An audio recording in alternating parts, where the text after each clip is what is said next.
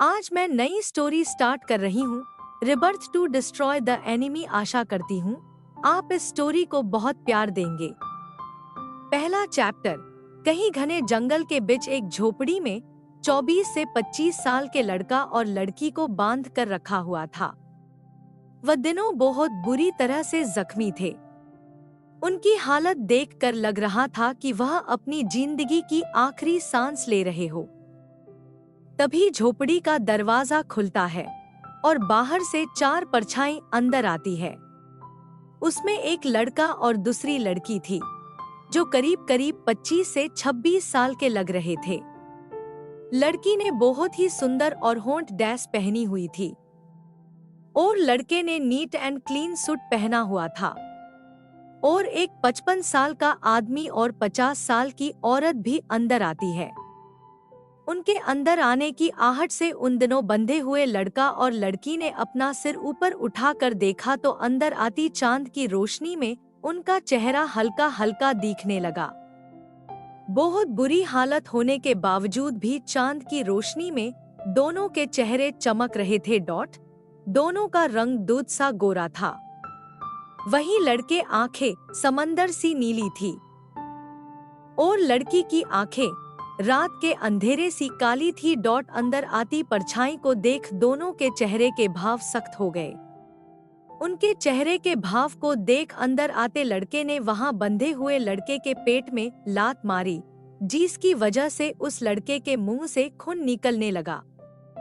तभी पास बंधी लड़की के मुंह से एक चीख निकल, भाई!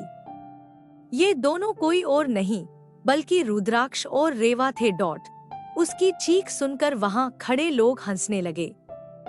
उनकी हंसी सुनकर उस लड़की ने गुस्से में कहा, हमने आपको अपना सब कुछ माना और अपने हमें धोखा दिया।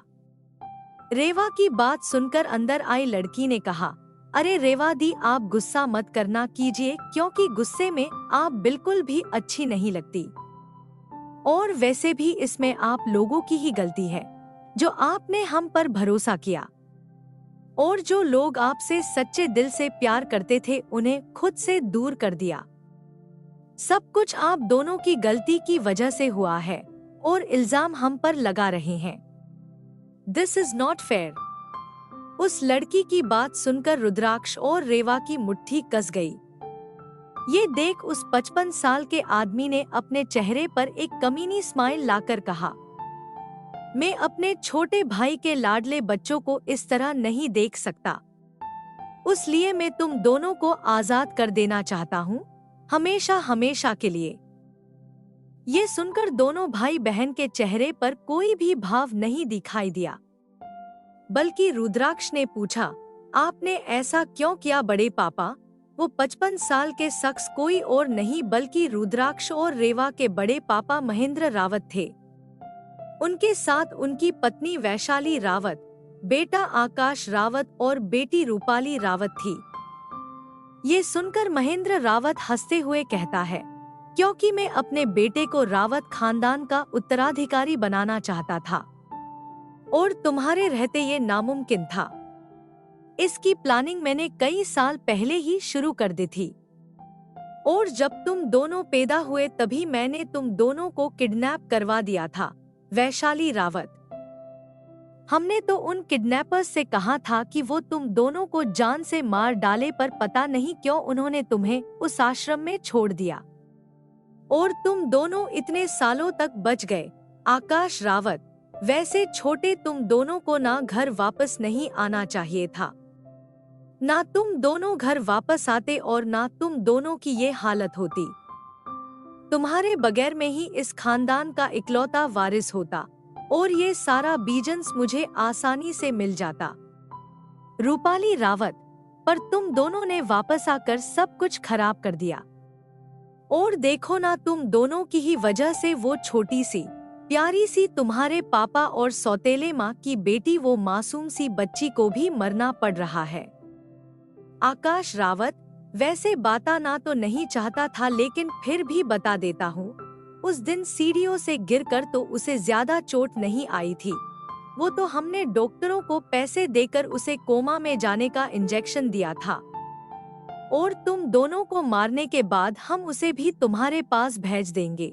ये सुनकर रुद्राक्ष उन्हें मारने के लिए उठा पर उन्हें मार नहीं पाया और नीचे गिर गया। ये देखकर महेंद्र रावत बोले, अरे बेटा ये क्या कर रहे हो?